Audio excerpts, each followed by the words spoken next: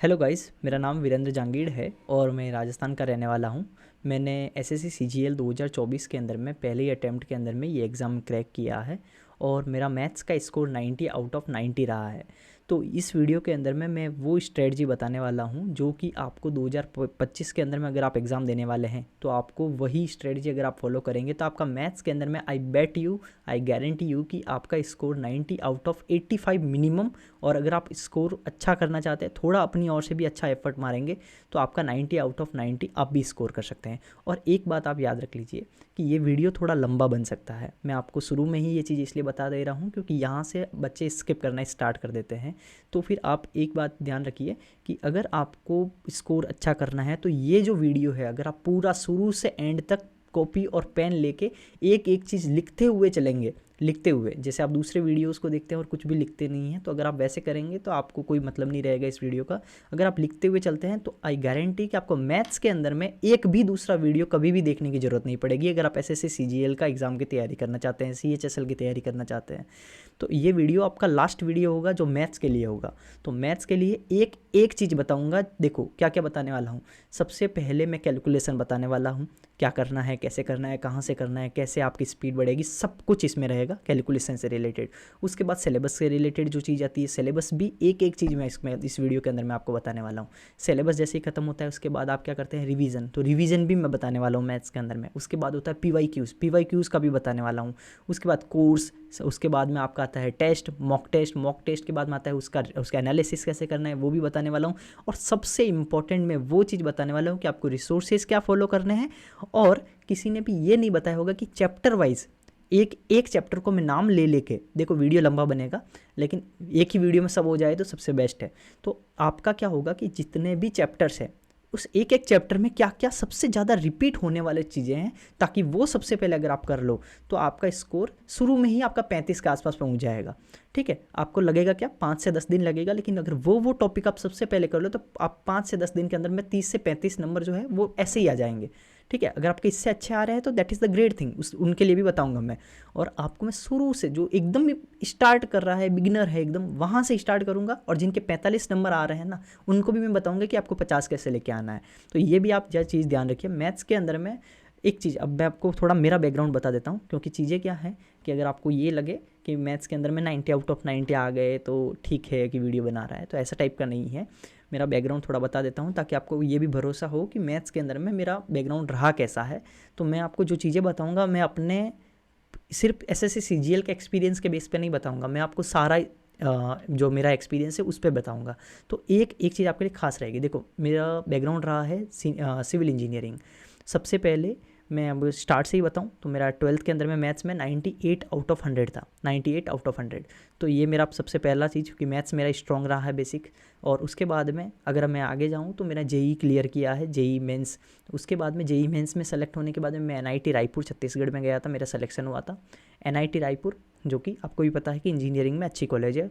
तो एनआईटी रायपुर में सिलेक्शन के बाद में मेरा वहाँ पे मैंने एमटेक के लिए भी एग्ज़ाम दिया था। वो जो एंट्रेंस एग्ज़ाम था, गेट का एग्ज़ाम, आपको पता होगा, किसी ने अगर इंजीनियरिंग की है तो उनको पता होगा। तो मेरा गेट भी क्लियर किया हुआ इंजीनियरिंग में। उसके बाद के अंदर में मेरा गेट के बाद में मैंने एलएनटी का इंटरव्यू उसी कैंपस में ही फाइनल ईयर में दे दिया था। तो एलएनटी के अंदर में मेरा प्लेसमेंट हो गया था, तो कैंपस में प्लेसमेंट भी हो गया था। तो वहाँ से मैंने जॉब भी छोड़ दी थी 2 साल 3 साल काम करके। उसके बाद में मेरा खुद का स्टार्टअप, मैंने कंपनी भी स्टार्ट की थी।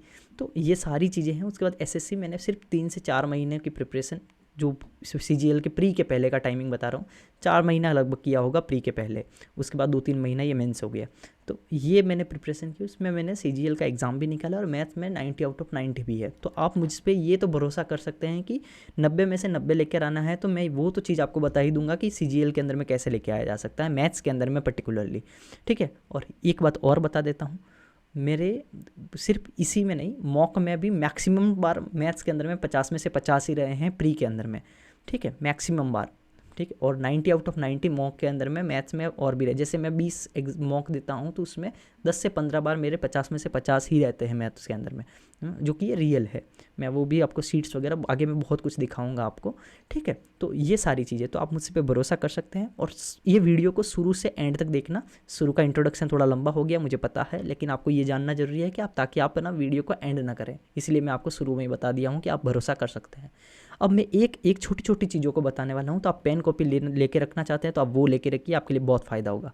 सबसे पहले हम बात करते हैं सिलेबस के ऊपर। सबसे पहले सिलेबस से पहले सबसे इंपॉर्टेंट बात है वो है कैलकुलेशन के ऊपर में। अब कैलकुलेशन के ऊपर में 2 से 3 तरह के लोग होते हैं। अगर एकदम ही जो तो भाई उनका मैथ्स कभी रहा ही नहीं है, आर्ट्स के स्टूडेंट है और उनका मैथ्स 10वीं तक भी स्ट्रॉन्ग नहीं था, तो आप ये मान के चलिए कि अगर आपका एकदम ही वीक है, जीरो लेवल पे खड़े हो, अगर आपको लगता है कि आपको कुछ भी नहीं आता है, तो आपका 2025 का निकलने नहीं वाला है, ये गारंटीड है। पहली चीज़ देखो, हार्स भी चीज़ें हैं जो मैं बता देता हूँ सीधा सीधा, तो वो 2025 वाला निकलने नहीं वाला है। एक दो जो होते हैं लाखों में, उनकी बात तो होती ही नहीं है यहाँ पे। तो सारी चीज़ है कि जो एकदम चीज़ है जो सबके लिए है, वो चीज़ मैं बता रहा हूँ आपको। तो अगर आपको मैथ्स बहुत ही वीक है, जो कभी नहीं रहा है, तो वो नहीं होगा। अगर आपका अच्छा है, कभी तो अच्छा रहा है, सब कुछ आता है, बेसिक्स वगैरह सब कुछ चीज़ें पता है, तो आप मैथ्स के अंदर में कर लोगे, ठीक है। अब बात आती है कैलकुलेशन की। कैलकुलेशन के लिए आपको देखो स्क्वायर, क्यूब, ये सारी चीज़ें करनी पड़ेगी। स्क्वायर हो गया, क्यूब हो गया, उसके बाद 11 का मल्टीप्लिकेशन करना हो तो जल्दी कैसे करें, उसके बाद पॉइंट्स के अंदर में अगर जीरो को कैसे इग्नोर करते हुए चलना है, छोटी छोटी चीज़ें जो है वो आपको एक एक चीज़ें करके लेके चलनी पड़ेगी। अब सबसे पहले कैलकुलेशन के अंदर में 2 से 3 चीज़ें आती है। वो चीज़ है, सबसे पहला आता है डिजिटल सम, ठीक है। डिजिटल सम आपको लेके चलना है। नहीं पता है कुछ भी चीज़ें, अगर आप किसी को लगता है कि ये चीज़ तो मेरे लिए नया टर्म है, ये नई चीज़ है, ये नहीं पता, जैसे मैं स्टार्ट किया था ना इस एग्ज़ाम में, मुझे डिजिटल सम नहीं पता था क्या होता है डिजिटल सम, ठीक है। तो अगर आपको भी ऐसा है मेरे जैसे कि नहीं पता है क्या होता है, तो आप क्या करो, कॉपी में लिख लो। मेरा खुद का बनाया हुआ वीडियो है इस चैनल के ऊपर में, तो वो देख लेना, आपका सब कुछ खत्म हो जाएगा। तो डिजिटल सम, उसके बाद में यूनिट डिजिट, ये दोनों चीज़ आपको एकदम माइंड में होनी चाहिए, आपको आनी चाहिए। स्क्वायर और क्यूब, आपका स्क्वायर आपका लगभग 30 तक होना चाहिए और क्यूब आपका 15 तक मिनिमम होना चाहिए, इतना आपको डायरेक्ट रखना है। उसके बाद में मल्टीप्लिकेशन की स्पीड बहुत तेज़ होनी चाहिए। अब मल्टीप्लिकेशन के लिए आपका मैथ्स एक लिंक है, जो आप टेलीग्राम ग्रुप को ज्वाइन कर लेंगे तो उसमें मैं आपको एक ऐप की लिंक दूंगा, उसको अगर आप कर लेंगे तो उसमें मल्टीप्लिकेशन 3 डिजिट के अपना रोजाना 10 मिनट किया कीजिए, उसमें बहुत ग्राफ्स वगैरह से बताते हैं, तो वो आप कीजिए, आपका मैथ्स में कैलकुलेशन स्ट्रांग हो जाएगा। पहली चीज़ ये तो हो गया आपका पहला कैलकुलेशन का स्टेज। धीरे धीरे कोर्स में भी परसेंटेज वगैरह पे आऊँगा तो आपको और कैलकुलेशन का बता दूंगा कैसे है। अब दूसरी चीज़ आती है सिलेबस। अगर आपको लगता है कि आपका मैथ्स के अंदर में मार्क्स 20 से 25 आ रहा है, 30 आ रहा है, 20 से 25 मान ले, अगर आपको लगता है कि इतना ही मॉक के अंदर में आ रहा है आपका मार्क्स, तो आपको सबसे ज़्यादा टाइम जो देना है वो आपको देना है मैथ्स के अंदर ही।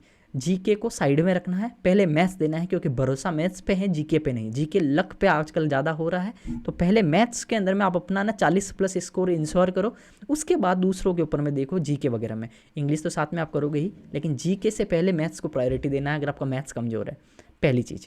दूसरी चीज़, अगर आपका सिलेबस ख़त्म नहीं हुआ है तो सिलेबस ख़त्म करने पे पहले ध्यान दीजिए। अब सिलेबस कहाँ से ख़त्म करना है ये बात है। तो सिलेबस ख़त्म करने के लिए आपने देखा ही होगा यूट्यूब के ऊपर बहुत सारे टीचर्स हैं।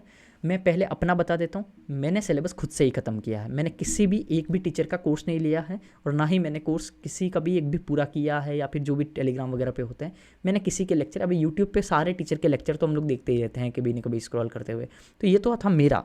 लेकिन आपका मैं बता देता हूँ आपको क्या करना है। आपका अगर लगता है मैथ्स कमज़ोर है तो आप किसी भी एक टीचर का कोर्स ले लो, लेकिन आप किस टीचर का लेना है ये बताता हूँ। मैं नाम लेके ये तो नहीं बताऊँगा कि किसका नहीं लेना है लेकिन एक चीज़ बता देता हूँ, जिस टीचर का कोर्स 400, 500, 600 घंटे का है वो आपको कोर्स नहीं लेना है, क्योंकि आप ख़त्म 2 साल में नहीं करोगे। ये गारंटीड है कि आप 2 साल में भी ख़त्म नहीं करने वाले हो, तो आपको वो कोर्स नहीं लेना है जो 2 साल के अंदर में भी ख़त्म नहीं हो। आप करोगे ही नहीं, आप पैसा खर्च करोगे नहीं करोगे, तो आपको वैसा नहीं लेना है। आपको कोर्स ऐसा होना चाहिए जो 100 से 150 घंटे के अंदर में एकदम क्रिस्प और एकदम फास्ट हो जाए।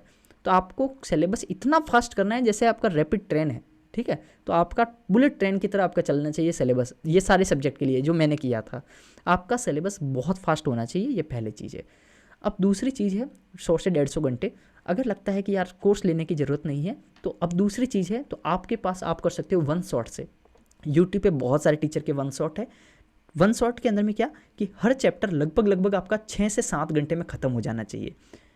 ये मैं क्यों बता रहा हूँ, क्योंकि अगर आपका मैथ थोड़ा भी स्ट्रॉन्ग है ना, आप वन शॉट कीजिए, फास्ट सवालों के जो अलग अलग जो प्रैक्टिस है ना, वो आपके मॉक से PYQ से होती रहेगी साथ में, लेकिन एक बार आपके सारे कॉन्सेप्ट रिवाइज हो जाने चाहिए, सब कुछ आपके आंखों से निकल जाने चाहिए। बहुत फास्ट कीजिए सिलेबस, इतना फास्ट कीजिए जब किसी ने कभी किया ही नहीं हो, इस टाइप से कीजिए आप, इतना फास्ट चलिए। रोज़ के आपके ये मान लो 1 से 2 दिन के अंदर में एक चैप्टर खत्म हो जाए शुरू में, ऐसा होना चाहिए, क्योंकि इतना टाइम बचा नहीं है 2025 के लिए। तो अभी आप क्या कीजिए, सब वन शॉट कीजिए। जैसे आप परसेंटेज स्टार्ट किए तो परसेंटेज का 6 से 7 घंटे का जो आपको वन शॉट मिल जाए, जो फेमस टीचर बहुत सारे हैं, 4-5 टीचर के पहले नाम बता देता हूँ। गगन प्रताप सर, आदित्य रंजन सर, अभिनय सर, राकेश यादव सर, उसके बाद में अभिषेक ओझा सर, उसके बाद में 1-2 सर और होंगे, तो 5 सर तो मैंने बता दिए, इनमें से सारे के सारे बेस्ट है। ठीक है, एक किसी के भी टीचर को पकड़िए और जिनका मिल जाए आप उनको स्टार्ट से लगाकर एंड तक पूरा कर दीजिए। ठीक है, 5 से 6 घंटे में आपके एक चैप्टर हो जाना चाहिए।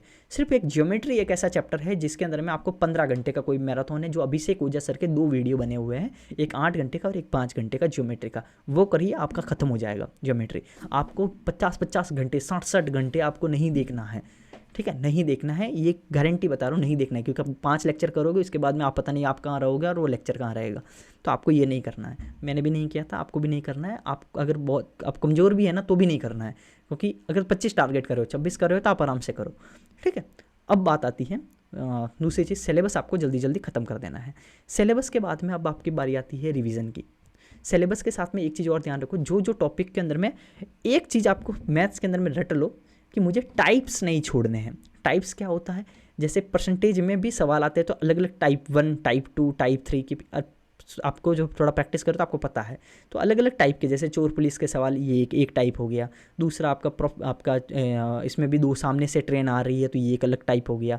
उसके बाद में एक बोट आगे से जा रही है फिर वापस आ रही है तो इतना टाइम लगता है, तो ये एक अलग टाइप हो गया। तो जितने भी तरह के टाइप के सवाल है ना, वो अलग अलग टाइप आपको एक एक करने हैं, टाइप्स नहीं छोड़ने हैं। लेकिन एक टाइप का प्रैक्टिस आप शुरू में कम कर सकते हैं, शुरू में आप 20-20 सवाल कर सकते हैं एक एक टाइप के ऊपर में, उससे ज़्यादा आपको नहीं करना है।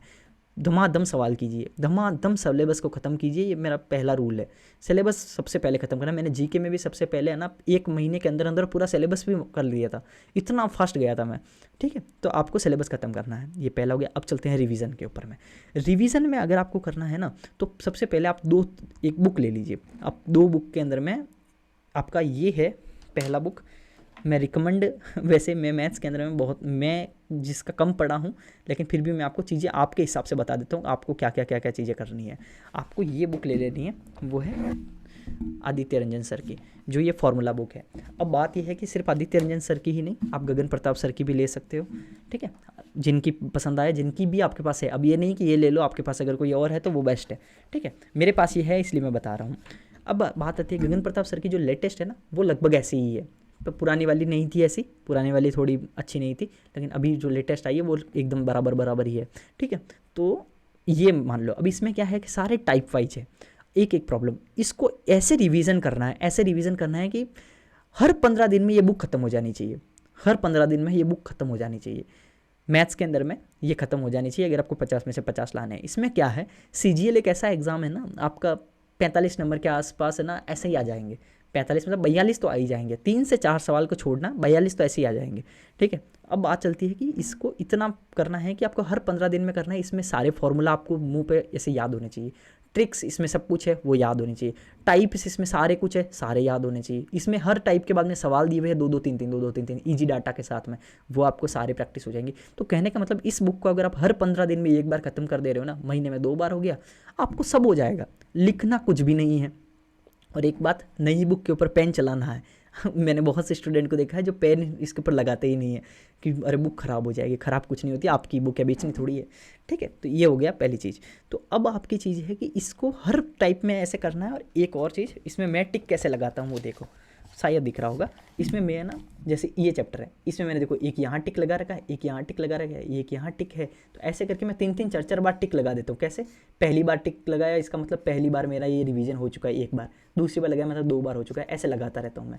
ठीक है, अलग अलग चैप्टर के अंदर में लगाए हुए हैं। तो ये देखो, इसमें यहाँ पे भी लगा, यहाँ पे भी लगा। जब जितना बार जहाँ रिवीजन एक बार कर लिया तो एक टिक लगा दिया। तो मुझे ये पता रहना चाहिए कि मैंने इस चैप्टर को मैंने कितनी बार किया है। तो ये चीज़ें आपको पता रहनी चाहिए। तो आप इसको हर 15 दिन में करो, ये मेरा रिवीजन का पहला चीज़। अब दूसरी चीज़ें, ये तो हुआ कौन फॉर्मूलाज रिवीजन, कॉन्सेप्ट्स टाइप्स वगैरह सब कुछ रिवीजन का। दूसरी चीज़ आती है PYQs को कैसे क्या करना है।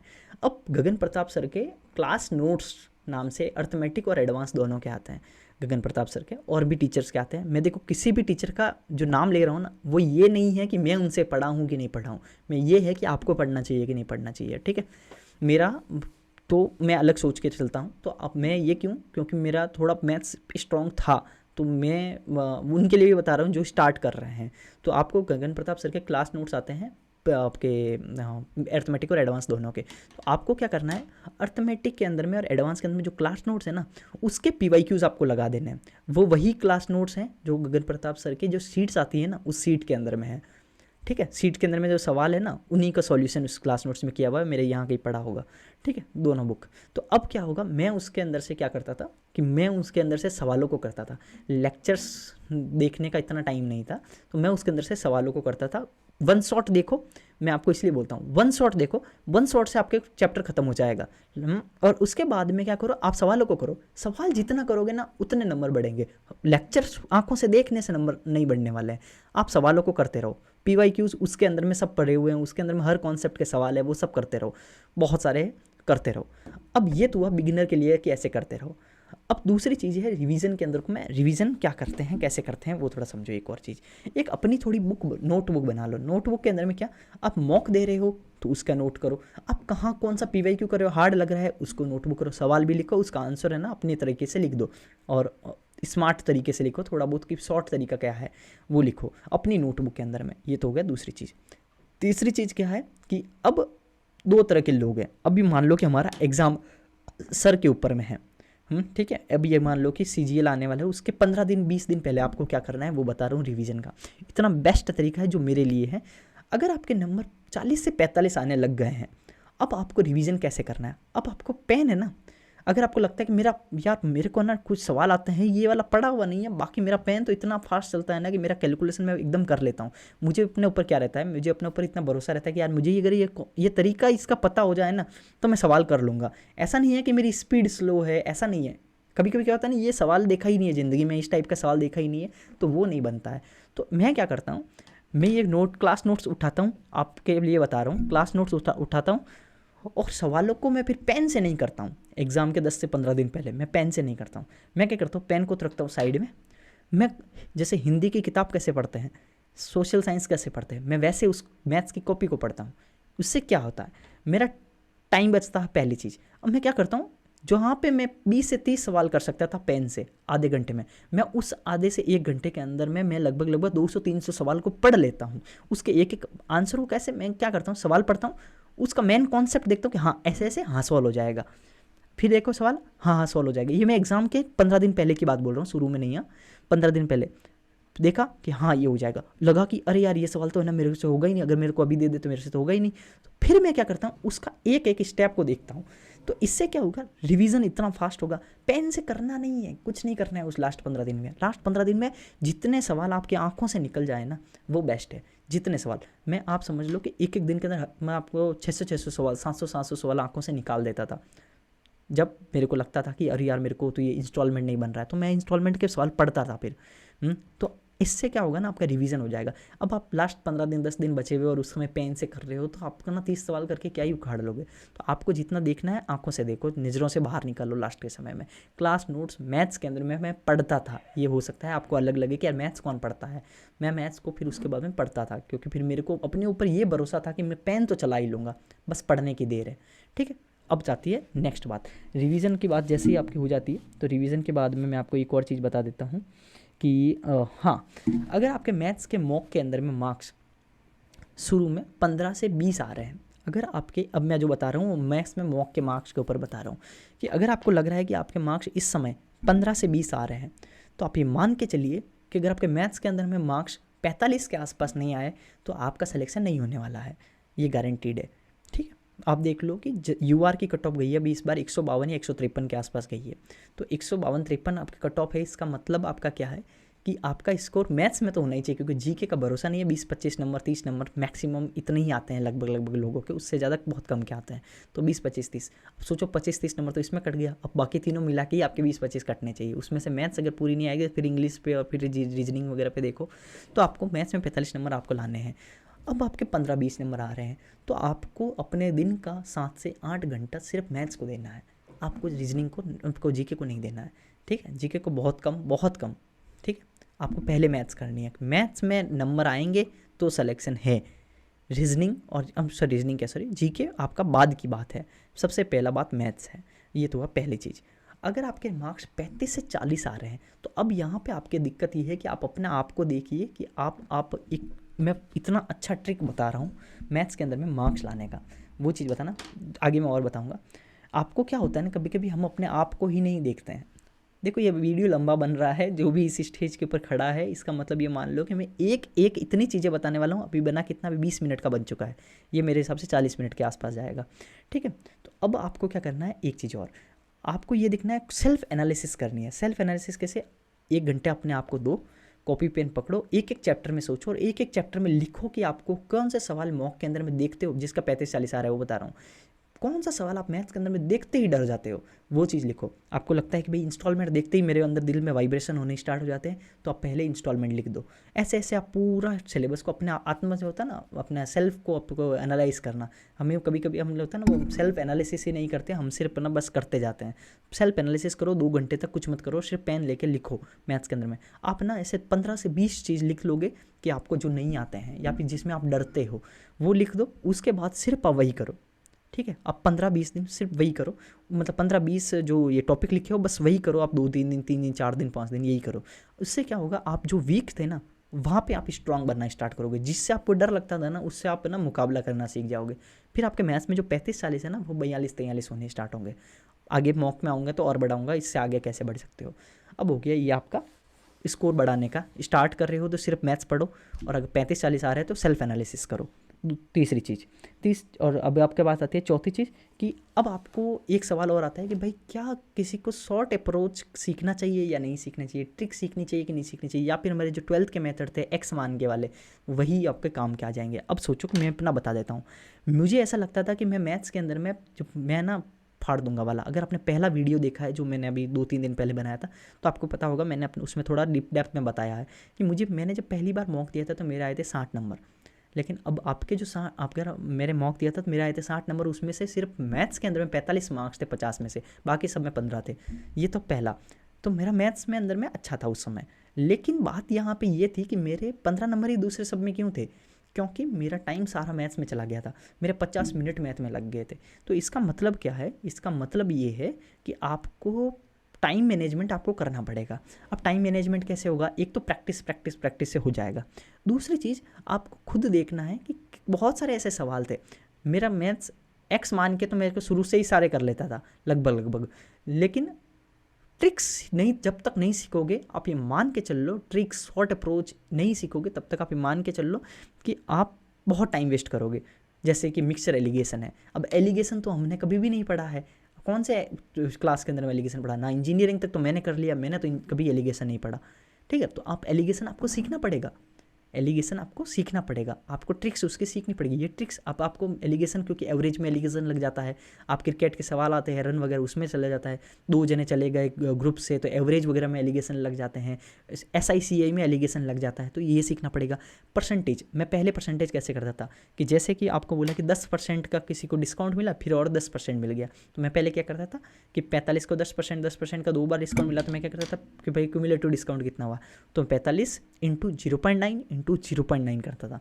उसके बाद में मल्टीप्लाई किया, 9 इंटू 9 में 81 को 45 से मल्टीप्लाई करता था। उसके बाद जो 0 पॉइंट कुछ आता था, उसके बाद में मैं 1 में से माइनस करता था और फिर मैं ऐसे डिस्काउंट निकालता था। तो ये तो है आपका कॉलेज वाला मेथड, आपका ये स्कूल वाला मेथड, ऐसे नहीं करना है। फिर ये जो फॉर्मूला होता है ना, 10 + 10 + 10 इंटू 10/100, इस टाइप का, -10/10 इंटू 10/100, तो ये जो तरीके हैं ना, 10 और 10 20 और 19% का ये जो डिस्काउंट हो जाएगा, तो ये जो शॉर्ट अप्रोच है, शॉर्ट फार्मूला, ये SSC के फॉर्मूलेज हैं। SSC के फॉर्मूला मतलब इस तैयारी में आके आप सीखते हो, तो ये सब आपको सीखना पड़ेगा। उसके बाद में मैं ना क्या करता था ना, रेशियो के अंदर में ना मैं ऐसे नहीं करता, जैसे कि मान लो 25% का फ़ायदा हुआ, तो 25% का फ़ायदे को मैं लिखता था 1.25 शुरू में। ये एग्जैक्ट है जो बता रहा हूँ। अगर आप ऐसा करते हो, आपको मैथ्स के अंदर में आप स्ट्रॉन्ग हो, फिर भी आप शुरू में आप ऐसे ही करते हो, तो आपको ऐसे नहीं करना है। बाद में आप सीखते हो कि 4:5 मतलब 5/4 ये आपका अगर आपको 25% का फ़ायदा हुआ तो आप 4 के ऊपर में 1 का फ़ायदा। तो ये जो रेशियो वाली चीज़ होगी ना, ये आपको सीखनी है। अगर आपको बोले कि 77.77%, तो आपको समझ में आना चाहिए कि 7/9 है। आप वहाँ पे ये चीज़ बोल रहा हूँ मैं, 18.18 या 18.18। तो ये जो चीज़ है ना, ये आपको यहाँ पे सीखनी है कि 2/11 है। तो ये जो छोटी छोटी चीज़ें हैं, ये परसेंटेज की वैल्यूज़ है, फ्रैक्शंस की वैल्यूज़ हो गई, ये सब आपको सीखनी है। SICI के अंदर में मेथड्स हो गए, इंस्टॉलमेंट में SI का इंस्टॉलमेंट है, ये सब सीखना है। तो ट्रिक्स ज़रूरी है, ये चीज़ ध्यान रखना। एकदम बेसिक से आप नहीं कर पाओगे। सवाल का जवाब मिल गया, डेप्थ में बता दिया। अब चलते हैं आगे वाला पॉइंट। वीडियो लंबा है, मैं बार बार बीच में बोल रहा हूँ। अगर सब्सक्राइब नहीं किया तो सब्सक्राइब कर लेना, टेलीग्राम ग्रुप को ज्वाइन कर लेना। टेलीग्राम ग्रुप मैं पढ़ाता हूँ, बीच में ही बता देता हूँ। PYQs मेरी सीरीज़ ऑलरेडी चल रही है। 2024 के सारे CGL के पेपर में 36 शिफ्ट सारे करवा रहा हूँ। तो अगर आप किसी को करना है तो वो आपको CGL के पूरी की पूरी शिफ्ट आपको, अगर आप 36 शिफ्ट कर लोगे ना, आपका मैथ्स के अंदर में बेड़ा पार हो जाएगा। ये चीज़ आप पक्का मान लीजिए, ठीक है। अब चलते हैं हम लोग कि भाई मॉक टेस्ट कैसे देना है। मॉक टेस्ट देने के 2 से 3 तरीके मैं आपको अच्छे से शॉर्ट में बता देता हूँ। पहला तो आप मॉक टेस्ट दे रहे हो, जैसे लाइव देते हो वैसे दे दो, ठीक है। उसके बाद में बहुत सारे स्टूडेंट जो एनालाइज नहीं करते। अब एनालाइज के लिए क्या करो, ये मेरी एक बुक है, ये मेरी एक कॉपी है, मैं बता देता हूँ। ये मेरी एनालिसिस की कॉपी है। इसके अंदर में ये जो सारी चीज़ें लिखी हुई है ना, ये मैं एनालिसिस के सवाल लिखता हूँ, जो जो मेरे से नहीं बने या हार्ड लगे या पहली बार में समझ नहीं आया या फिर मुझे टाइम लग जाता है, तो ये सारी चीज़ें, तो ये मैं करता था। तो आप क्या करो, एनालिसिस करो। यार एनालिसिस कैसे करनी है, ऐसा नहीं करना, एक टेस्ट दिया, देखा कि कौन कौन से नहीं बना, अरे यार ये 3 सवाल नहीं बने थे तो 3 सवाल को देख लिया, अरे यार ये शॉर्ट में वो जो नीचे एक्सप्लेनेशन है वो पढ़ लिया, हो गया मेरा एनालिसिस। ऐसा नहीं करना है कि ये तो 22 सवाल तो सही थे और 3 गलत थे तो तीनों गलत को पढ़ लिया, ऐसे नहीं करना है। आपको क्या करना है, तीनों गलत को तो पढ़ना ही है, तीनों गलत को तो सॉल्व करना ही है, लेकिन जो 22 सही हुए ना, 22 सही को वापस देखना है। उसको देखना है कि किस सवाल में मेरे ज़्यादा समय लग गया एवरेज से, ये चीज़ देख के उसको कम करने का ट्राई करना है, शॉर्ट करना है। कभी कभी लगता है हार्ड तरीके से करके भी उत्तर आ गया, उत्तर तो आ जाता है लेकिन वो एग्जाम में कैसे आएगा ये नहीं समझ आता ना, तो हमें शॉर्ट सीखना है। हम प्रिपरेशन कर रहे हैं तो आपको पहले तो हर सवाल को वापस करना है, मॉक देने के बाद में हर सवाल को वापस देखना है और करना है। ये तो हो गया पहली चीज़। दूसरी चीज़, हार्ड को लिखना है, ये होगी दूसरी चीज़। तीसरी चीज़ आपको क्या करनी है कि उसी मॉक को, ये मैं जो तरीका बता रहा हूँ ये मेरा बता रहा हूँ, आपको करना ही है। जैसे आज आपने कोई मॉक दिया, आपको अगर मैथ्स के अंदर में डर लगता है तो उसके लिए ये चीज़ है। मैथ्स के अंदर में डर लगता है तो क्या करो, आप 25 सवाल का मॉक दो, आपके मान लो 35 नंबर आए या फिर 30 नंबर आए, दे दिया, एनालिसिस करो, फुल एनालिसिस करो, कर लिया एनालिसिस। आज मान लो आपने सुबह दिया है तो मॉक एनालिसिस कर लिया, सब कुछ हो गया।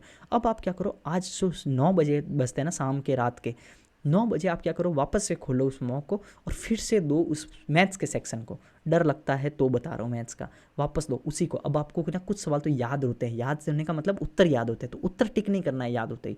आपको कहना है फिर से 25 सवाल को सॉल्व करना है, टाइमर लगा दो 25 मिनट का, उस 25 मिनट में 25 सवाल सॉल्व करो, फिर से करो उसी को। उससे क्या होगा, 25 सवाल रट जाएंगे, मतलब उसके मेथड्स रट जाएंगे। आंसर नहीं रटने हैं, मेथड रटने हैं। तो रटने मतलब आपको बार बार पेन चलाओगे तो हाथों को याद हो जाएंगे। अब क्या करो, हो गया आपका। अब 2 दिन बाद में क्या करो या 1 दिन बाद में क्या करो, फिर से उसी मॉक को आना स्टार्ट करो। अब आना 15 मिनट के अंदर अंदर मैं वो 25 सवाल फिर से करने का ट्राई करो। ये मैं क्यों बता रहा हूँ, आप है ना 10 दिन करोगे तो आपको पता चल जाएगा। अगर किसी को लगता है कि यार ये तो फालतू चीज़ है, फालतू नहीं है। अगर आपको मैथ्स के अंदर में 2 से 3 बार उसी मॉक को लगा रहे हो ना, आपके दिल का जो कॉन्फिडेंस है ना वो इतना हाई हो जाएगा, और पेन से जो हाथों को याद होगी ना चीज़ें, वो बहुत याद होगी। बार बार सेम मॉक को दो, ये लाइन बहुत इंपॉर्टेंट है, बार बार सेम मॉक को दो। अगर आपका मैथ्स में नंबर बहुत कम है, सेम मॉक को दो, सेम मॉक को दो। मैं 2 बार बोल रहा हूँ, इसका मतलब इसकी वैल्यू है। हो गया ख़त्म। अब एक और चीज़, यहाँ पे मैं कहीं वीडियो का ना थंबनेल लगा दूंगा, उस वीडियो को क्या करना है आपको देखना है। उसमें क्या है, मॉक का एनालिसिस की पूरी एक्सेल सीट है, वो एक्सेल सीट आपको लिखनी है। आपको है ना फ्री के अंदर में टेलीग्राम ग्रुप पे मिल जाएगी, आपको एडमिन को मैसेज करना, वो आपको भेज देंगे। वो एक्सेल सीट का वीडियो पहले देख लीजिए, आपको पूरा समझ में आ जाएगा। पहले ये वीडियो देख के वो एक्सेल सीट का वीडियो देखना। फ्री में एक मॉक मैंने एक्सेल सीट बनाई है तो है ना, वो मैं बहुत मेहनत करके बनाया हूँ, तो पूरा मॉक का एनालिसिस उसमें पता चल जाएगा। तो वो करना, वो आपको फ़ायदा देगा। अब चलते हैं हम लोग मॉक के बाद में, हाँ एनालिसिस कैसे करें। हाँ एनालिसिस के अंदर में एक चीज़ ध्यान रखना, आपको ये चीज़ देखनी है कि सिली मिस्टेक कितनी हो रही है। मेरे खुद के बहुत सारे दोस्त हैं और एक और चीज़, मैंने मेरा जो ग्रुप है व्हाट्सएप का ग्रुप, टेलीग्राम का ग्रुप, उसमें जो स्टूडेंट्स हैं ना वो बोलते हैं सर ये तो सिली हो गया। ये जो सिली होने वाली चीज़ है ना, वो सिली क्यों होता है वो चीज़ समझ लो। एक तो कभी कभी मल्टीप्लिकेशन वगैरह में प्रॉब्लम होता है, वो एक अलग चीज़ है। लेकिन ऐसा सिली होता है कि ए पूछा है आप रूट ए निकाल रहे हो, रूट ए पूछा है आप ए निकाल रहे हो, वाटर रेशियो मिल्क पूछा आप मिल्क रेशियो वाटर आंसर दे रहे हो। अब सब कभी कोई सवाल ऐसे आता है कि सवाल आता है एक गिलास के अंदर में मिल्क और वाटर का रेशियो 3:2 है और दूसरे गिलास के अंदर में 4:5 है। अब वाटर और मिल्क का रेशियो बताओ। लेकिन हम जल्दबाजी में क्या करते हैं, शुरू में जो मिल्क वाटर बोला था तो लास्ट में भी मिल्क वाटर समझ लेते हैं। तो प्रॉब्लम यहाँ है कि सवाल का लास्ट लाइन पढ़ना है। आरबीई के जैसे मॉक है ना, उसके अंदर में एक आध मैंने वीडियो देखा था, उसमें बोले थे कि मैं आपसे सिली करवाऊंगा। उसमें क्या बोला था कि वो हर मॉक के अंदर में लास्ट लाइन में ऐसे दिखते थे कि ए नहीं पूछते, वो पूछते थे रूट ए बताओ। हम जल्दी जल्दी में ए पढ़ जाते हैं। तो वहाँ से हमें क्या प्रैक्टिस करनी है कि भाई सिली नहीं करना है। और सिली को भी जो एक्सेल सीट में बोल रहा हूँ ना, उसमें सिली का एक कॉलम है। बहुत अच्छा एक्सेल सीट है, बहुत अच्छा मैं बोल रहा हूँ तो इसका मतलब है बहुत अच्छा। मैंने 5 से 6 घंटा लगा के बनाई है एक्सेल में। तो वो एक्सेल सीट देखना, आपको बहुत प्यारी लगेगी, तो वो आपको बहुत फ़ायदा कराएगी। तो उसमें सारे कॉलम हैं, तो वो आपको देखना है। अब चलते हैं हम लोग आगे कि ट्रैक कैसे करना है। ट्रैकिंग की ये उसका शीट है एक्सेल की, मैं वही बताया हूँ। उसके बाद PYQs कैसे करने हैं। अब चीज़ें को PYQs की बुक आती है, जैसे पिनेकल हो गई, किरण हो गई। अब 2 चीज़ें मैं थोड़ा, हो सकता है कि आपको अजीब लगे, लेकिन मेरे हिसाब से PYQ की बुक करने से ज़्यादा अच्छा है ना दूसरा चीज़ है, वो आप करो टेस्ट से। टेस्ट कैसे, टेस्ट मतलब वो टेस्ट नहीं जो फुल वाले हैं, सेक्शनल टेस्ट हो गए, या फिर PYQs के जैसे 2023 के सारे पेपर है, सारे पेपर का जो मैथ्स का सेक्शन है ना, मैथ्स का, आज के मैथ्स का बता रहा हूँ ना, तो मैथ्स का जो सेक्शन है ना, वो मैथ्स का सेक्शन सारे पेपर का करो। जैसे आज 2023 की शिफ्ट 1 कर ली किसी तारीख की, 14 तारीख की, फिर 15 की कर ली, 14 की तीसरी शिफ्ट, दूसरी शिफ्ट कर ली। तो एक एक से करके 25-25 मिनट के अंदर में, 30-30 मिनट में जो भी टाइमर है उस टाइमिंग के हिसाब से करो। होता क्या है, बुक से करते हैं तो प्रॉब्लम क्या होता है, हमारा 2 सवाल किया, तीसरे में अटक गए तो हमने क्या किया, उसी के ऊपर रगड़ रहे हैं, टाइम जा रहा है, फिर बोर हो गए, फिर पानी पीने चले गए और हो गया हमारा टाइम पास। तो टाइम पास नहीं करना है हमें, हर पल ये दिल के अंदर होना चाहिए कि मेरा टाइम चल रहा है।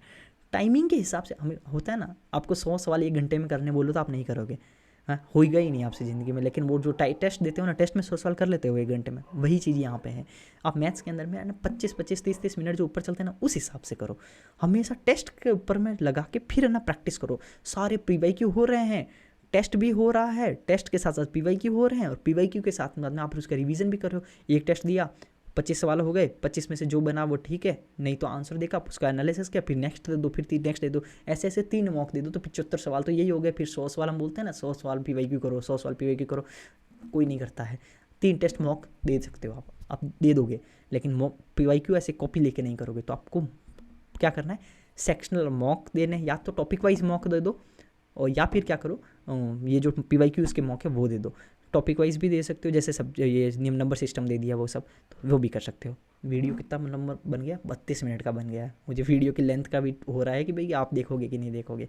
ठीक है, मैं ये बता रहा हूँ इसलिए, एक एक चीज़ इंपॉर्टेंट है, इसलिए मैं ये नहीं सोचूँ ना कि वीडियो को छोटा बनाना है। कमेंट सेक्शन में बता देना, क्योंकि अगले सब्जेक्ट्स के भी आएंगे, तो आपको ये मुझे बताना है कि क्या मैं वीडियो की लेंथ का सोचूँ कि नहीं सोचूँ, आपको भरोसा करूँ कि नहीं करूँ, आप पूरा देखोगे। उसके बाद में एक बहुत इम्पॉर्टेंट है, वो है 1 से 4 1-4 फार्मूला। 1-4 फार्मूला क्या है वो चीज़ मैं आपको बता देता हूँ कि होता क्या है कि 1 से 4 फार्मूला के अंदर में हमारा क्या होता है कि जैसे हम लोग, एक लेक्चर है, हम कर रहे हैं कि भाई ये ट्रिग्नोमेट्री स्टार्ट किए, अब 15-20 दिन तक ट्रिग्नोमेट्री को लेके बैठे हुए हैं, कर रहे हैं। अब हमारा कॉन्फिडेंस वहाँ पे इसलिए डाउन हो जाता है कि यार 10 दिन से हम सिर्फ ट्रिग्नोमेट्री ही कर रहे हैं। अब के मन के अंदर में आने लगा कि अगर यार ट्रिग्नोमेट्री तो मैं कर रहा हूँ, लेकिन मेरा तो टाइम पास हो गया। अब आपको कॉन्फिडेंस डाउन होगा कि यार मेरे तो ना ट्रिग्नोमेट्री ही हुआ है, बाकी ये 20 चैप्टर हुए ही नहीं। तो अब यहाँ पे इस केस में इसीलिए आपको क्या करना है, सिर्फ आपको कभी भी एक चैप्टर लेके नहीं चलना है। आपको क्या करना है, एक चैप्टर तो पढ़ते जाना है, जो मेन चैप्टर रखना है उसको बोलते हैं एक। और जो 1-4 फार्मूला है, 4 मतलब आप उसके साथ साथ में 4 और चैप्टर चलाओ। 4 चैप्टर चलाने का मतलब क्या है, हर किसी चैप्टर से 20 से 25 सवाल करो, PYQ करो, 20-20 मान लो, या 15-15, 20-20 मान लो। 4 चैप्टर रखो कि भाई मान लो मैं ये चाल और गति वाला, ये चाल और दूरी वाला ये चैप्टर हो गया, SICI हो गया, इन सब के मैं 20-20 25-25 सवाल करूँगा। तो हर चैप्टर के 20-20 सवाल करो। 4 चैप्टर के 20-20 सवाल करोगे तो 80 सवाल ये PYQ हो गए, और एक ट्रिग्नोमेट्री आपका चल ही रहा है। तो अब ट्रिग्नोमेट्री के साथ में आपका कॉन्फिडेंस डाउन नहीं होगा, आपको ये पता रहेगा कि 8-10 दिन के अंदर में मेरे ना 5 चैप्टर हो गए। तो यहाँ पे हमारे क्या हो गए, PYQs में भी फायदा मिलेगा कि आपको 5 चैप्टर से जो सवाल आएंगे ना वो आप कर लोगे। लेकिन सिर्फ आप एक चैप्टर चलाओगे ना तो फिर आपका घटिया हो जाएगा सब कुछ मामला। मेन चैप्टर एक, उसके 4 है ना साइड में चैप्टर, ये हो गया आपका 1-4 फार्मूला। एक एक चीज़ आपको लिखनी है। चलो ये हो गया, उसके बाद में कैलकुलेशन और ये सारी चीज़ें हो गई। अब मैं आपके आगे बढ़ता हूँ। आगे बढ़ के मैं अब आपका सबसे इम्पॉर्टेंट पोर्शन अब स्टार्ट होगा। वीडियो स्किप नहीं करना है, ठीक है, वीडियो स्किप नहीं करना है। मैं इतना टेंशन इसलिए ले रहा हूँ ना वीडियो स्किप नहीं करने का कि आप वीडियो को पूरा देखेंगे कि नहीं देखेंगे, क्योंकि ये घंटे का पेशेंस है ना आजकल बहुत कम है, रील चल रहा है। तो अब सोचो मैं एक एक चैप्टर बता रहा हूँ, उसके अंदर में सबसे ज़्यादा CGL CHSL में जो SSC को प्यारे सवाल है या प्यारे टॉपिक है ना वो बता रहा हूँ। स्टार्ट कर रहे हो ना अगर आप प्रिपरेशन, तो आपके लिए सबसे बेस्ट और रामबाण वाली चीज़ हो गई है ये। आपको एक एक चीज़ लिख देना है कि सबसे पहले मैं यही करूँगा या करूँगी, ठीक है। पहला चीज़, सबसे पहले आते हैं डिजिटल सम। आपको मैथ्स स्टार्ट कर रहे हो ना, सबसे पहले आपको करना है डिजिटल सम। पहला चीज़ खत्म हो गया। डिजिटल सम करने के बाद में आपको क्या करना है, यूनिट डिजिट करना है, और ये सारी चीज़ें आपको कर लेनी है। अब आता हूँ मैं चैप्टर के ऊपर में। चैप्टर में पहले चलते हैं, सबसे पहले ज्योमेट्री। ज्योमेट्री के अंदर में सबसे पहले अगर आपको कोई चीज़ करना है तो वो करना है ट्राइंगल। ट्राइंगल में भी अगर आपको सबसे पहले करना है तो वो करना है, जैसे स्टार्ट से तो करोगे ही, मैं मेन टॉपिक बता रहा हूँ। मेन टॉपिक वो है इन सेंटर।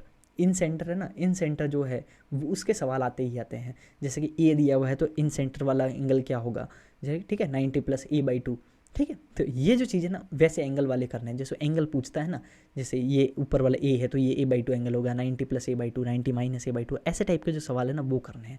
पहली चीज़ अंत केंद्र और अंत त्रिज्या जो है ना, अंत त्रिज्या मतलब इन रेडियस, तो वो कर रहे हैं।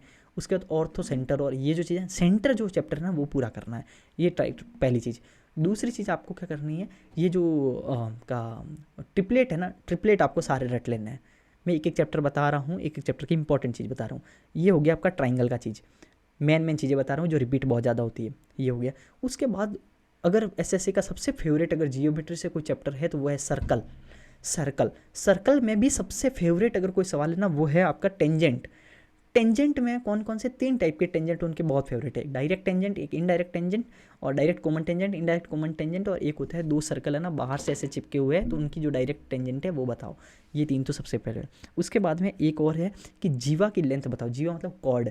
2 सर्कल अगर आपको आपस में ऐसे क्रॉस कर रहे हैं तो उनके जो बीच में कॉमन जो कॉर्ड है ना उस कॉमन कॉर्ड की लेंथ बताओ। जो √3L होता है ना, बार बार आता है, बार बार प्री के अंदर में तो मेरे शिफ्ट में आया था ये सवाल, और बहुत बार मेरा तो रट्टा हुआ चीज़ था ये चीज़ है। ये जो फॉर्मूला है ना √D² - R1 - R2 का होल स्क्वायर, ये वाले फॉर्मूले रट लेना। उसके बाद सर्कल से एक और चीज़ है, वो है कि 2 कॉर्ड ऐसे है ना क्रॉस कर रही है तो ये और ये मल्टीप्लाई बराबर ये और ये मल्टीप्लाई होगा, AB = CD। तो इस टाइप का जो मल्टीप्लिकेशन है ना, A × B = C × D, तो ये जो चीज़ है ना इस टाइप का आपको कर लेना है। एक बाहर किसी पॉइंट से है ना, एक आपका 2 है ना रेखाएं है ना क्रॉस कर रही है, एक सर्कल है P पॉइंट से एक रेखा ये और एक स्पर्श करती हुई निकल रही है। मैं हिंदी में मीडियम का तो हिंदी में थोड़ा बोल रहा हूँ, आप देख लेना। तो आपको क्या कर रही है, एक टच करते हुए एक सर्कल से एक लाइन निकल रही है और एक आपका छेदक रेखा निकल रही है, ठीक है। अब आपको क्या करनी है कि आपको लेंथ निकालनी होती है, 2 जब लाइन निकलती है तो इस टाइप का सवाल भी बहुत आता है। बाहर वाले जो है आपका स्पर्श रेखा का स्क्वायर बराबर होता है बाहर वाला और क्या लेंथ A × B, इस टाइप का फॉर्मूलाज है। तो कुल मिला के छेदक बाहर पॉइंट से जो लाइनें निकल रही है उस टाइप का भी सवाल आप कर सकते हो। मेरे लेक्चर देखोगे तो लेक्चर में मैं सारी चीज़ें बता ही दूंगा, मैं पढ़ा रहा हूँ तो आप ना लेक्चर्स पिछले भी देख सकते हो, सीरीज़ देख सकते हो। ये ज्योमेट्री में सबसे इंपॉर्टेंट है सर्कल और ट्राइंगल। हो गया ज्योमेट्री का। मेंसुरेशन 2D के अंदर में तो इतना नहीं है, 3D में बता देता हूँ। 3D में सबसे पहला ट्रिक तो मैं यही बता देता हूँ, आपको हमेशा एरिया और वॉल्यूम देना तो 11 का मल्टीपल देखना बहुत ज़्यादा इंपॉर्टेंट है। 7 का मल्टीपल भी वगैरह भी बहुत ज़्यादा इंपॉर्टेंट हो जाता है, लेकिन 11 यहाँ पे बहुत ज़्यादा मल्टीपल इंपॉर्टेंट है, लेक्चर्स में मैंने बताया है। तो यहाँ पे मेंसुरेशन 3D में आपको सारे फॉर्मूला याद होने चाहिए, बाकी सब हो जाएगा, ठीक है। वॉल्यूम वगैरह और ये सब है। इसमें सबसे इंपॉर्टेंट है, लोग ना ये चीज़ छोड़ देता है, पिरामिड और प्रिज्म। पिरामिड और प्रिज्म आपको करके जाना है, ठीक है। अब चलते हैं एलसीएम और एचसीएफ। एचसीएफ का जो मेथड है ना, आप नॉर्मल मेथड से करते हो, फिर आप मेरे व्हाट्सएप ग्रुप में रोजाना ही बोल रहे हैं कि कल के लेक्चर में बताना, तो आज जो कल लेक्चर आने वाला है उस लेक्चर में मैं एचसीएफ का शॉर्टेस्ट मेथड भी बताने वाला हूँ। तो एचसीएफ जो आप नॉर्मल मेथड से करते हैं ना ऐसे, उस मेथड से नहीं करना है, एक शॉर्ट मेथड होता है तो उस मेथड से करना है, जिसको बोलते हैं डिफरेंस का मेथड। तो डिफरेंस के मेथड से करना है, तो एचसीएफ आपको करना है। ये मैथ्स की स्ट्रेटजी का वीडियो है, तो आपको एक एक चीज़ बता दे रहा हूँ, मैं लंबा का टेंशन नहीं ले रहा हूँ वीडियो का। अब चलते हैं नंबर सिस्टम के ऊपर में। नंबर सिस्टम के ऊपर में जैसे आपका शेषफल रिमाइंडर वगैरह निकालने के, यह आपका सवाल आता है। अभी प्री के अलग अलग शिफ्ट के अंदर में भी आया रिमाइंडर निकालने का, 77 की पावर 77 प्लस 77 डिवाइडेड बाई 78, तो इसका रिमाइंडर क्या होगा, ये बहुत ज़्यादा इंपॉर्टेंट है। डिविजिबिलिटी रूल 11 का, 9 का डिविजिबिलिटी रूल, ये सब बहुत ज़्यादा इंपॉर्टेंट है। तो वो सारे डिविजिबिलिटी रूल आपको आने चाहिए। हो गया आपका। उसके बाद में एक और चीज़ आती है, जैसे कि एलसीएम और एचसीएफ के अंदर में कि जैसे आपका फॉर्मूला है ना, 3-4 संख्या दी हुई है, 3-4 संख्याओं का एलसीएम निकालो प्लस के, कि भाई कि आपका 3, 4 और 5 से डिवाइड किया तो 4, 5 और 6 रिमाइंडर बचा। तो अब मतलब सॉरी 4, 5, 6 से डिवाइड किया तो 1, 2 और 3 रिमाइंडर बचा। तो अब बताओ कि आगे क्या रिमाइंडर बचेगा, इस टाइप के सवाल आएगा ना, कि नया कोई डिवाइड दे देगा कि 17 से डिवाइड किया, तो अब बताओ क्या रिमाइंडर आएगा। तो ऐसे टाइप के सवाल भी बहुत आते हैं। अब सिंप्लीफिकेशन और सर्ड और इंडाइसिस, इसमें बोर्ड मास का रूल है, इसमें कोई इंपॉर्टेंट इतना नहीं है। एलजेब्रा में सबसे इंपॉर्टेंट अगर कोई फार्मूला है तो वो एक फार्मूला है, उस फार्मूले का नाम है x³ + y³ + z³ - 3xyz। इसका जो फार्मूला है ना, 3-4 फार्मूले वो सारे रट लो। एक और बता देता हूँ, x² x + y + z का whole square, x² + y² + z² + 2xy + 2yz + 2zx, ये वाला फार्मूला भी रट लो आप। और इसके अंदर में एक दो अलग अलग टाइप के सवाल है, हाँ एलजेब्रा से अभी बहुत ज़्यादा चल रहे हैं, 2 साल से 2023 से बहुत ज़्यादा आ रहे हैं। वो है x + 1/x दिया हुआ है, तो आपको x² + 1/x² निकालना है, x की पावर 8 + 1/x² निकालना है, x की पावर 8 - 1/x² निकालना है, x की पावर 7 + 1/x² निकालना है। ये टाइप के जो फॉर्मूला है ना, √k² + 4 √k² - 4, ये सारे रट लो। ठीक है, हो गया यहाँ तक। अब चलते हैं अलजेब्रा के बाद में ट्रिग्नोमेट्री। अलजेब्रा में और भी चीज़ें हैं, लेकिन मेन बता रहा हूँ। ट्रिग्नोमेट्री के अंदर में जब भी सवाल आता है तो हमें वैल्यू पुटिंग करना होता है। अलजेब्रा में भी सेम चीज़ है, वैल्यू पुटिंग। आपको वैल्यू पुटिंग सीखनी है। वैल्यू पुटिंग कैसे करनी है, 1 रखना है, 0 रखना है, थीटा रखना है, थीटा 30 डिग्री रखना है। वैल्यू पुटिंग मैं आपको कल लेक्चर में बता रहा हूँ, तो वैल्यू पुटिंग करनी है। हो गया वैल्यू पुटिंग। वैल्यू पुटिंग के बाद में आपका क्या आ गया, वैल्यू पुटिंग आपको सीखना है। फार्मूलाज आपको फार्मूला बुक जो मैं बताया हूँ उस फार्मूला बुक से रट लेना है। हो गया आपका। ट्रिग्नोमेट्री में कुछ ज़्यादा करने की चीज़ नहीं है, फार्मूला बुक करो। बहुत लंबे लेक्चर हो जाते हैं, इतना लंबा लेक्चर करना नहीं है, स्मार्ट चलना है। वैल्यू पुटिंग से भी बहुत सारे सवाल हो जाते हैं, 3, 4, 5 का ट्रायंगल लेके भी बहुत सारे सवाल हो जाते हैं, तो आपको समझ लेना। बताऊंगा। हाइट एंड डिस्टेंस फिर आता है। हाइट एंड डिस्टेंस के अंदर में आपको रेशियो से करना है। जैसे 30 डिग्री का एंगल बन रहा है तो आपका रेशियो क्या बनेगा, 1/3 और 2। तो ये आपको रेशियो याद होने चाहिए, समझ गए। 45 से तो 1/2 समझ गए। 60 डिग्री तो √3 1 और 2। तो इस टाइप का आपको सब कुछ याद होना चाहिए। 120 डिग्री तो 1/3। तो ये सारी चीज़ें आपको याद होनी चाहिए, ठीक है। इससे आपके बहुत सारे सवाल हो जाएंगे, ये मैं बता रहा हूँ, आपको वैसा ही करना है। फिर आता है कोऑर्डिनेट ज्योमेट्री। अभी सवाल आना स्टार्ट हुआ है, इसके फॉर्मूले रट लेना। परपेंडिकुलर डाला है तो उसकी लेंथ क्या होगी वगैरह वगैरह, 2 लाइनों के बीच की डिस्टेंस क्या होगी, ये सारी चीज़ें हैं। एक एक चैप्टर बता रहा हूँ तो वो देख लो। अब चलते हैं परसेंटेज। सबसे इंपॉर्टेंट अगर कोई चैप्टर है तो वो है परसेंटेज और ratio. Percentage, ratio, profit loss, ये बहुत इंपॉर्टेंट है। ये इंपॉर्टेंट सिर्फ लेक्चर के सवाल आते हैं इसलिए नहीं, इस चैप्टर के सवाल आते हैं वो नहीं, ये आपके कैलकुलेशन में बहुत फ़ायदा देते हैं। हर चैप्टर में कैलकुलेशन है, तो ये यहाँ से आएगा परसेंटेज। परसेंटेज के अंदर में आपको एक चीज़ और ध्यान रखना है कि परसेंटेज में आपको फ्रैक्शन वैल्यू सारी याद होनी चाहिए, फ्रैक्शन वैल्यू। उसके बाद में आपको ये जो सवाल है बहुत आता है कि 10 और 10% का एक शॉपकीपर हूँ मैंने क्या किया, बेईमानी कर दी। बेईमानी वाले सवाल बहुत आते हैं कि पहले मैंने 25 रुपये का जो सामान था वो 27 रुपये में बेच दिया, उसके बाद में मैंने ना 800 ग्राम की चीज़ 1000 रुपये में, 1000 ग्राम में बेच रहा हूँ। इस टाइप के सवाल भी है ना, तो उसमें फ़ायदा कितना हुआ वो लाभ हानि में आ जाएगा, लेकिन परसेंटेज ही यूज़ होता है अल्टीमेटली, वही चीज़ है। एक और आता है कि 10% बढ़ाया, फिर 10% बढ़ाया, तो बताओ टोटल कितना परसेंट बढ़ गया। 10 + 10 + 10 × 10/100 तो 21% बढ़ गया। इस टाइप के सवाल भी हो गए। डाटा ईजी बता रहा हूँ लेकिन हार्ड भी आते हैं। तो ये हो गया परसेंटेज। तो ये बहुत ज़्यादा इंपॉर्टेंट। प्रॉफिट लॉस रेशियो से करना है। जैसे 15% बोला तो आपको 15% पता होना चाहिए कि 3/20 होता है, ये आपको याद होना चाहिए। अगर बोले कि भाई कि 12% का घाटा हो गया, तो 12% का घाटा का मतलब क्या हो गया, तो आपका 3 का घाटा हो गया 25 के ऊपर में, ये हुआ ना। तो 25 क्यूब, तो 22/25 हो गया। तो ऐसे टाइप का रेशियो आपको याद होना चाहिए, ठीक है। प्रैक्टिस कर लेना फ्रैक्शन के ऊपर में, मैं आपको लेक्चर भी बना दूंगा, कमेंट सेक्शन में सब कुछ लिख देना। हो गया डिस्काउंट, सेम टू सेम चीज़, ये सारे एक ही टाइप के चैप्टर है। SI और CI, सिंपल इंटरेस्ट और कंपाउंड इंटरेस्ट के अंदर में अगर मैं आपको एक सवाल पूछता हूँ, आप इसको कैसे करेंगे ये समझना। मैं पहले कैसे करता था मैं भी बताऊँगा। पहले आपको एक सवाल सुन रहा हूँ, मतलब बोल रहा हूँ, वो सही सुनो।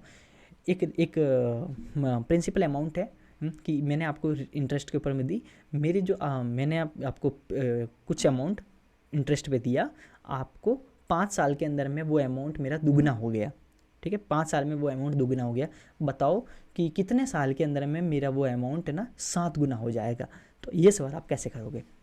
बहुत ईजी सवाल पूछ रहा हूँ, लेकिन आपको समझ में आता है कि यहाँ से शॉर्ट अप्रोच क्या होता है। कितने साल में अगर आप P/R/T/100 करके कर रहे हो तो आप बहुत स्टार्ट कर रहे हो, ऐसे नहीं करना है। कैसे करना है वो बात की बात है, मैं सिर्फ बता रहा हूँ कि आपको वैसे नहीं करना है, आपको 1 सेकेंड में हो जाना चाहिए। मैं पहले वैसे ही करता था जब मैं नया नया स्टार्ट किया CGL में, ठीक है। P इंटू अपने जो कॉलेज वाले मेथड, तो ऐसे नहीं करना है। हो गया ख़त्म। तो ऐसा ही CI में एक तो वो चीज़ है, दूसरा चीज़ इंस्टॉलमेंट। बहुत सारे लोग हैं इंस्टॉलमेंट छोड़ देते हैं, तो इंस्टॉलमेंट नहीं छोड़ना, इंस्टॉलमेंट के सवाल बहुत आते हैं।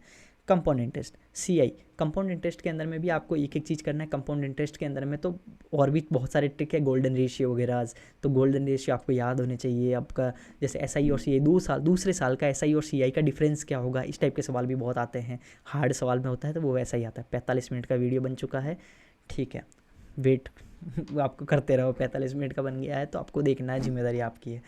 लेकिन आपको कैसा लग रहा है वीडियो, ये अगर आपको बहुत अच्छा नहीं लगे तो आप, और अगर हम ये गारंटीड है कि आपको लगने वाला है बहुत अच्छा, आपको कमेंट सेक्शन में बताना है कि आपको ये बस पसंद आया कि नहीं आया, ठीक है। चलो उसके बाद में ratio and proportion. Ratio and proportion से 2 टाइप के सवाल बहुत इंपॉर्टेंट है। एक तो आपके ये जो एज वाले सवाल होते हैं वो भी इससे हो जाएंगे, एज वाले सवाल, पापा की उम्र, मम्मी की उम्र, उसके बाद में उसके 2 साल का बेटा का उम्र, ऐसा ऐसा उम्र वाले सवाल।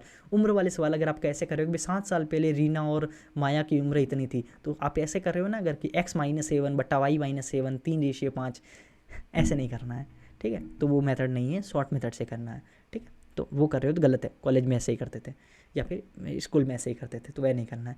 एक रेशियो प्रोपोर्शन से वो आता है कि सेकेंड प्रोपोर्शन, और ये इसको हिंदी में बोलते हैं ये तृतीय अनुपाती, चतुर्थ अनुपाती, ये था मध्य अनुपाती, इस टाइप के सवाल बहुत आते हैं, ठीक है। मीन प्रोपोर्शन वगैरह वगैरह वाले, ठीक है। B² = AC, A/B = C/D, इस टाइप के सवाल। एक थोड़ा बहुत और भी ऐसा सवाल आता है कि 3-4 डिजिट दी हुई है कि सारे में से कुछ एक नंबर घटा दिया या जोड़ दिया जाता है, तो फिर उसका मीन प्रोपोर्शन क्या होगा, इस टाइप के कुछ क्या जोड़ा जाए क्या घटाया जाए, इस टाइप का सवाल है। तो वो देख लोगे आप तो समझ में आ जाएगा, फार्मूला बुक में है ये सारी चीज़ें। पार्टनरशिप बहुत इंपॉर्टेंट है, ये भी आपको कर लेना है। आपका 2-3 जनों का पार्टनरशिप हुआ, उसके पार्टनरशिप के अंदर में उसने 2,000 रुपये पहले डाले, फिर 3,000 4,000 जन डाले, फिर वो 2 महीने के बाद में 1,000 रुपये वापस निकाल दिया, ये आपको बहुत ज़्यादा आता है, तो इस टाइप के सवाल कर लेना। मिक्सचर और एलिगेशन बहुत इंपॉर्टेंट, मिक्सचर से भी ज़्यादा एलिगेशन इंपॉर्टेंट है, क्योंकि एलिगेशन 5 से 6 चैप्टर के अंदर में लग जाता है, 7 चैप्टर में लग जाएगा। स्मार्ट बनोगे तो एलिगेशन आपके लिए बहुत काम का है, बहुत काम का बोल रहा हूँ तो है काम का, आपको करना ही है। मिक्सचर और एलिगेशन सब कुछ करना है। मिक्सचर में कैसे टाइप के सवाल आते हैं, सोना और चांदी का ये है रेशियो, दूसरे में थैली में सोना और चांदी का ये रेशियो, उसको 3:2 में मिलाया तो बताओ कि नए मिश्रण का क्या बना, इस टाइप के सवाल बहुत ज़्यादा आते हैं। अब चलते हैं एवरेज के ऊपर में। एवरेज में एक टाइप के सवाल आते हैं कि 5 जनों का ग्रुप है, उसमें से क्या हुआ, एक भारी वजन वाला निकल गया, उसकी जगह एक नया बंदा आ गया, उससे क्या हुआ कि एक इस ग्रुप का जो एवरेज है वो इतना डिक्रीज हो गया, इस टाइप के सवाल आते हैं। तो बताओ कि नया जो गया उसका क्या वजन था, इस टाइप का सवाल आते हैं। तो ये मान लेना एक वजह से कि 2 डिजिट उसने गलती से गलत ले ली, सही डिजिट ये थी, तो बताओ एवरेज क्या हो गया, नया एवरेज, इस टाइप का सवाल आता है। उसके बाद टाइम एंड वर्क के अंदर में तो आपको पता ही है, नॉर्मली आप करोगे तो औरत और आदमी साथ में काम कर रहे थे, A और B साथ में काम कर रहे हैं, C आया, B ने काम बंद कर दिया, अल्टरनेटिव एकांतर दिनों में काम कर रहे हैं, ये अल्टरनेट डेज में काम कर रहे हैं, तो बताओ काम कितने दिन में पूरा होगा, इस टाइप के सवाल बहुत सारे आते हैं। टाइप्स इसमें से पढ़ लेना, सारे बता दूंगा मैं, जो इंपॉर्टेंट है वो बता रहा हूँ। उसके बाद आता है pipe and system. Pipe and system में एक पाइप एंड सिस्टम में कौन सा इंपॉर्टेंट है कि भाई एक इनलेट पाइप है, 2 इनलेट पाइप पे इतने में भर रहे हैं, एक आउटलेट पाइप आया जो इतने में खाली कर दे रहा है, तो या फिर एक हार्ड सवाल इसमें ये बन रहा है कि आउटलेट पाइप के आ जाने से 3 घंटे बाद में भर रहा है ये पूरा टैंक, ठीक है। तो बताओ कि आउटलेट पाइप का अकेले कितने घंटे में खाली कर लेगा, तो ये भी है। Time and distance, normal method से अगर आप कर रहे हो चाल बराबर दूरी बटा समय, हर समय ऐसे कर रहे हो तो आपका टाइम बहुत ज़्यादा लग जाएगा। इसमें दो चीज़ इंपॉर्टेंट है, सबसे इंपॉर्टेंट इस टाइम एंड डिस्टेंस में अगर कुछ चीज़ है तो वो है चोर और पुलिस का सवाल। रट लो, आपको यही करना है, वही आता है, एसएससी का फेवरेट है चोर पुलिस। ठीक है, तो चोर पुलिस के सवाल आपको करने हैं। उसके बाद में टाइम एंड डिस्टेंस के अंदर में एक और चीज़ आपको सबसे ज़्यादा इंपॉर्टेंट है, वो है कि आपको time and distance normal formula type का, ऐसे टाइप के मेथड से नहीं करना है, आपको रेशियो से करना है। ठीक है, रेशियोज, जैसे कि चाल कांस्टेंट हो तो आपका क्या रेशियो रहता है डिस्टेंस और टाइम में, टाइम के बीच में, डिस्टेंस अगर कांस्टेंट हो तो क्या रेशियो रहता है, इस टाइप के सवाल है, तो आपको समझ में आ जाएगा। ट्रेन के अंदर में दो सामने से आपस में ट्रेनें आ रही है, इस टाइप के सवाल आपको समझ लोगे। एक पुल से गुजर रहा है ट्रेन, तो और एक दूसरे एक चलते हुए आदमी से गुजर रहा है, तो बताओ ट्रेन की लेंथ क्या है पहले की, इस टाइप के सवाल है, आप समझ जाओगे। रेस और सर्कुलर मोशन से बहुत ज़्यादा रिपीट हो रहे हैं सवाल, एक ही टाइप का सवाल बार बार आ रहा है। उसी में दो चीज़ पूछता है कि भाई कि एक ए और बी है ना, एक ट्रैक के ऊपर सर्कुलर में दौड़ रहे हैं, और उसके बाद में क्या हुआ, दोनों एक ही डायरेक्शन में दौड़ रहे हैं, तो बताओ कि वो पहली बार कहाँ कितनी देर में मिलेंगे, इस टाइप का सवाल आता है। एक आता है दोनों अपोजिट डायरेक्शन में दौड़ रहे हैं, तो बताओ वो पहली बार कितने टाइम में मिलेंगे, एक ये सवाल। तीसरा आता है कि दोनों एक ही डायरेक्शन में दौड़ रहे हैं, तो बताओ पहली बार वो स्टार्टिंग पॉइंट पे कितने समय में मिलेंगे, एक ये पॉइंट सवाल। चौथा है पहली बार वो अलग अलग डायरेक्शन में दौड़ रहे हैं तो स्टार्टिंग पॉइंट पे कब मिलेंगे, 5 सवाल। छठा सवाल होता है बताओ कि ए और बी की स्पीड 30 और 40 है, तो बताओ कि वो कितने अलग अलग पॉइंट के ऊपर में मिलेंगे, ये सवाल। ए और बी दोनों अलग अलग डायरेक्शन में दौड़ रहे हैं तो कितने अलग अलग पॉइंट पर, और सेम डायरेक्शन में दौड़ रहे हैं तो कितने अलग अलग पॉइंट पे, तो ये 5-6 टाइप के सवाल सब सारे इस बता दिया मैंने। अब चलते हैं रेस के ऊपर में। रेस के ऊपर में ए बी को इतने के बढ़त देता है, उसके बाद में ए बी को 100 मीटर के बढ़त देता है, फिर भी वो ए इतने से हार जाता है, तो बताओ ए की स्पीड इतनी है तो बी की कितनी होगी, इस टाइप का कुछ सवाल है, तो वो आता है। बोट एंड स्ट्रीम के अंदर में एक सवाल ये आता है कि एक बंदा है जो जो जा के वापस आने में उसको 4.5 घंटा लगता है, और दूसरा है उसको जा के वापस आने में 7.5 घंटा लगता है कुछ, फिर उसमें डिस्टेंस वगैरह पूछता है, तो आ जाएगा, आपको समझ में आ जाएगा। और टाइम एंड डिस्टेंस में भी सेम टाइप के फार्मूला होता है, xy/x-y/t, इस टाइप के सवाल है डिस्टेंस वगैरह में, तो ये चीज़ है। बोट एंड स्ट्रीम हो गया। अब चलते हैं थोड़े मेंस के टॉपिक है, वो है परमुटेशन और कॉम्बिनेशन, पीएनसी आपको करना ही है, प्रोबेबिलिटी आपको करना है। प्रोबेबिलिटी में तो बहुत ईजी सवाल थे, लेकिन इस बार एक मेंस के अंदर में हार्ड सवाल आया था जो मेरे शिफ्ट का ही था। ठीक है, वो सवाल था जो प्रोबेबिलिटी का, जो थ्योरी बेस पे आ गया था, जो बोनस में गया था पूरा सवाल, तो ये भी प्रोबेबिलिटी आपको करना ही है। बॉल गेंद ये जो है उसके अंदर में लाल पीली हरी रंग के लिए नीली रंग की, इसके गेंद का क्या प्रोबेबिलिटी है कि वो निकल जाए, इस टाइप के सवाल है। एक आध वो सवाल है कि आप और मैं मान लो कि कोई चीज़ को बोलते हैं तो आप सच बोलने आप झूठ बोलने का, आप इतना प्रतिशत प्रोबेबिलिटी के झूठ बोलो, मैं इतना प्रोबेबिलिटी के झूठ बोलूँ, बताओ दोनों एक ही टाइप की चीज़ बोलने की क्या प्रोबेबिलिटी है एक साथ, इस टाइप के सवाल है। स्टैटिस्टिक में ये बहुलक हो गया, माध्य का हो गया, इसमें जो एक फार्मूला है माध्य का एक फार्मूला 2 × 2 वाला और 3 वगैरह आता है, तो वो सब स्टैटिस्टिक के सवाल है, वो उसमें आता है। तो चैप्टर तो सारे ख़त्म हो गए, मैंने एक एक चीज़ बता दी, 51 मिनट का बना है, चलो ठीक है। मेरे तो एक एक चीज़, वैसे सारी चीज़ मैंने इंक्लूड कर ली है। अब लास्ट चीज़ मैं आपको चीज़ बता रहा हूँ, अगर आपने चैनल को सब्सक्राइब नहीं किया तो चैनल को सब्सक्राइब कर लो। मैथ्स के अंदर में मेरी जिम्मेदारी होगी कि मैं आपकी हेल्प करूँ, पहली चीज़। दूसरी चीज़, इस पॉइंट तक अगर आप देखे हो तो इसका मतलब आप बहुत सीरियस हो, अगर आपने लिखा है तो बहुत सीरियस हो, अगर आप कमेंट भी किए हो मैं एक एक जने का रिप्लाई देने वाला हूँ। तीसरी चीज़, टेलीग्राम ग्रुप को आप ज्वाइन कर लो, टेलीग्राम ग्रुप के अंदर में मैं आपको हर चीज़ में हेल्प करूँगा। बहुत और भी स्टूडेंट्स हैं वो उसमें, वहाँ पे भी आपको डाउट का सॉल्यूशन मिलेगा, मैं भी डाउट का सॉल्यूशन दूंगा। व्हाट्सएप ग्रुप में भी है, लेकिन व्हाट्सएप ग्रुप में वो लोग हैं जो बहुत ज़्यादा सीरियस है, और उनको मैं पर्सनली रोज़ाना का टारगेट देता हूँ, उनको टारगेट भी देता हूँ, उसमें भी बहुत जने हैं तो टारगेट देता हूँ, वो टारगेट सॉल्व करते हैं। टारगेट करने के बाद रोज़ाना मेरे को रिपोर्ट तक भेजते हैं कि मैंने ये किया, मैं ये भी बताता हूँ मोस्ट रिपीटेड कौन कौन से हैं, तो एक एक चीज़ मैं कर रहा हूँ। PYQs में सारे सॉल्व करवा रहा हूँ, एक एक चीज़ सॉल्व करवा रहा हूँ, उसको टारगेट दे रहा हूँ। 2023 के मॉक, 2024 के मॉक, 24 तो मैं पूरा ही यूट्यूब पे करवा रहा हूँ। तो आपको लेक्चर्स भी ज्वाइन करने हैं आगे से। चैनल को सब्सक्राइब करना नहीं भूलना है, ठीक है। आई होप कि आपको बहुत अच्छा लगा होगा। पिछले अगर आपने वीडियोज़ नहीं देखे हैं तो वो आप देख लीजिए, लेक्चर्स के भी देख लीजिए, और 2 से 3 मैंने और बताए हैं। 80 से 170 अगर आपके मार्क्स बढ़ाने हैं तो आपको कैसे करना है। मेरे 60 आए थे पहले मॉक में, लेकिन मेरे 170 तक भी पहुँचे हैं। प्री में मेरे 160 मार्क्स थे, मेंस में मेरे 336 थे। तो ये सारी जो चीज़ें हैं, ये एक एक चीज़ मैंने बताई है, कैसे आपको करना है वो बताया है। मॉक का एनालिसिस कैसे करना है, मैंने उसकी एक्सेल सीट बनाई है, बहुत अच्छी एक्सेल सीट है, वो देखना है। उसके बाद में आपको हैबिट ट्रैकर मैंने बनाया, तो हैबिट ट्रैकर आपको देखना है। हैबिट ट्रैकर, आपको पढ़ाई नहीं हो रही तो वो भी मैंने बनाया। तो आप एक एक चीज़ देखिए। वीडियो को और भी मैं लंबा नहीं करता हूँ, लेकिन आपको चैनल को सब्सक्राइब करना है। अगर आपको ये वीडियो पसंद आया है, अगर आपको कुछ भी चीज़ इसमें अच्छी लगी है, तो आप मेरी मेहनत को एक लाइक करके बता देना और कमेंट ज़रूर करना, ठीक है। चैनल स्टार्ट हुआ है तो आपको इस स्टार्ट को क्या करना है, सब्सक्राइब करके इसकी ग्रोथ में अपनी हिस्सेदारी भी देनी है, ठीक है। चलिए, बाय बाय, थैंक यू। और मुझे आपसे बात करके भी बहुत अच्छा लगा, और नेक्स्ट में और भी लेक्चर लेके आने वाला हूँ। तो और भी लेक्चर जो स्ट्रेटजी रहेगी जो मैंने की है वो मैं आपको बताऊंगा। और मैथ्स के अंदर में तो अल्टीमेटली मुझे मैथ्स बहुत ही ज़्यादा पसंद है, तो मैंने मैथ्स का आपको सब कुछ बता दिया है। 90 आउट ऑफ 90 मैंने आपकी सारी चीज़ें जो मेरे लेके आया हूँ वो सारी चीज़ मैं आपको बता चुका हूँ, ठीक है। थैंक यू, और thank you for watching this video. चलो, बाय बाय।